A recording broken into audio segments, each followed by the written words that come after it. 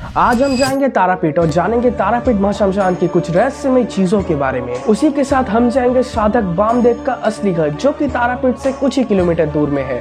फिर हम जाएंगे नौलहटी में माँ नौलटेश्वरी के मंदिर जहाँ पर है एक पंचमुंडी का आसन। तारापीठ जो कि वेस्ट बंगाल के बीरभूम जिले में रामपुर हाट में स्थित है। ये मंदिर मशहूर है उसके तंत्र साधना और माँ तारा के लिए। तारापीठ भारत के 51 शक्तिपीठों में से एक शक्तिपीठ। जी नहीं, यही गलत फैमिली बहुत से लोगों की है। तारापीठ कभी भी एक शक्तिपीठ के अंदर नहीं आता। इधर आप वीडियो पॉज करके देख सकते हैं 51 शक्तिपीठों के नाम। कुछ बातें मैं इधर बता देता हूँ। इधर तुम लोग को बहुत सारे पुजारी या फिर पांडा कह लो, वो आके तुम लोगों को अप्रोच करेंगे उनके साथ पूजा देने के लिए एंड फिर तुम लोगों से बहुत ज्यादा चार्ज करेंगे। सो पांडा लेने से पहले थोड़ा सोच समझ कर लेना। बहुत सारे स्कैम यहाँ पर होते हैं, लाइक कोई पूजा पाठ या फिर कोई तांत्रिक टाइप के लोगों से बच के रहना। और अगर ऐसा कुछ पूजा कराना है तो किसी जान पहचान के साथ कराना है। और यहाँ पर तुम 2 से 3 रुपए दे के अपने जूते यहाँ पर सेफली रख सकते हो। सो इधर हम स्टॉल नंबर 20 से पूजा का सारा सामान खरीदे। जीवित कुंड कहा जाता है कि जयदत्त सौदागर जब यहाँ पर आए थे तब एक सोल मच्छी पकड़ी थी और जब वो मच्छी काट के धोने गए तभी पानी में डालते ही वो मच्छी वापस जिंदा हो गई। इसी जीवित कुंड की वजह से जयदत्त अपने मृत पुत्र को वापस पाए। जीवित कुंड का पानी जब उनके बच्चे के मुंह पर पड़ती है तभी कुछ ही देर बाद तारा माँ के आशीर्वाद से जयदत्त का पुत्र फिर से जीवित हो जाता है। तारापीठ में है पंचमुंडी का आसन। इस आसन पर हर कोई बैठ नहीं सकता क्योंकि इस आसन पर बैठने के लिए आपको पंच मकर के सहयोग से आपको पूजा का सारा नियम आना चाहिए। तो ये पंच मकर आखिर क्या क्या है? मदिरा, मांस, मुद्रा, मछली एवं मैथुन, ये पांचों मिलकर होते हैं पंच मकर। ये सब ना जान के पंचमुंडी के आसन पर कोई बैठ नहीं सकता। अगर कोई पंचमुंडी के आसन पर ऐसे ही बैठने जाए तो उसका सारा शरीर तुरंत ही जलने लगता है। और तारापीठ महाश्मशान के ठीक यहाँ पर बामदेव को सिद्धि मिली थी। यही बैठकर बामदेव साधना करते थे तारा माँ की।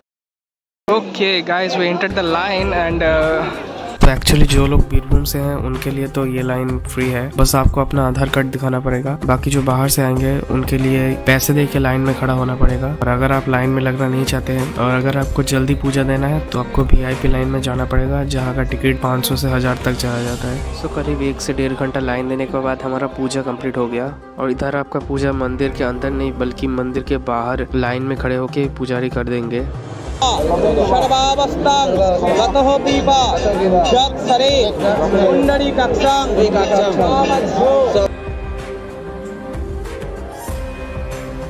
तो पूजा दे के हम चले गए इस जगह पर धागा बांधने के लिए। कहते हैं यहाँ पर धागा बांधने से आपकी सारी मनोकामनाएं पूरी होती हैं। इस नदी को कहते हैं द्वारका नदी। कहा जाता है कि यहाँ पर वैशिष्ठ मुनि साधना करते थे और ये नदी चीन से बनकर आई है। हमारे पृथ्वी में बहुत सारे रहस्यमय जगह हैं एंड उन रहस्यों का हल आज तक कोई कर नहीं पाया है। भारत में पश्चिम बंगाल के बीरभूम जिले में तारापीठ भी ऐसा ही स्थान है। भारत में तंत्र साधना के लिए 2 विशेष जगह में से एक है आसाम का कामरूप कामाख्या, दूसरा है बीरभूम का तारापीठ। इधर बामदेव की समाधि के बिल्कुल सीधे है तारा देवी की चरण चिन्ह यानी कि तारा माँ के पैर के छाप। बामदेव कौशिकी अमावस्या के रात में तारा देवी के पैरों के छाप दिख पाए थे इस तारापीठ महाश्मशान में। अब हम जाएंगे बामदेव का असली घर जो कि तारापीठ से कुछ ही किलोमीटर दूर है। बामदेव जो कि है तारा माँ के सबसे बड़े भक्त। कहा जाता है कि वैशिष्ठ मुनि के पुनर्जन्म है बामदेव। ये है बामदेव का जन्म स्थान आटला गांव और ये है बामदेव का चद्दर जो कि वो स्वयं इस्तेमाल करते थे। तारापीठ में माँ तारा को भोग चढ़ाने से पहले बामदेव को भोग चढ़ाया जाता है। बामदेव को पहली बार कौशिकी अमावस्या के दिन माँ तारा के दर्शन मिले थे और बामदेव रहते थे तारापीठ महाश्मशान में। Bamdev was like a child of माँ तारा।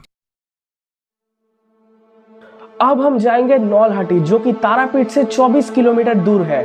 नौलहटी के नौलटेश्वरी मंदिर। कहा जाता है कि विष्णु चक्र में माता सती का कंठ कटकर गिर गया था बीरभूम जिले के नौलहटी में। अभी से करीब 500 वर्ष पहले एक विशेष तिथि में पाइक गांव के रामशरण शर्मा जो कि एक साधक होने के साथ साथ एक व्यवसायी भी थे यानी कि बिजनेसमैन। रामशरण वहां पर साधना करने के बाद मां काली स्वयं उन्हें आदेश देती है मंदिर प्रतिष्ठा करने के लिए। उसके कुछ वर्ष बाद रानी रासमणी जो कि कलकत्ता के दक्षिणेश्वर मंदिर को स्थापित किए थे, रानी रासमणी को मां काली स्वप्नादेश देती है मंदिर पुनर्निर्माण करने के लिए। और अभी जो रूप आप इस मंदिर का देख रहे हैं यही रानी रासमणी ने पुनर्निर्माण किया था। और बोला जाता है कि भक्त लोग यहाँ पर जो चाहते हैं उन्हें वही मिलता है।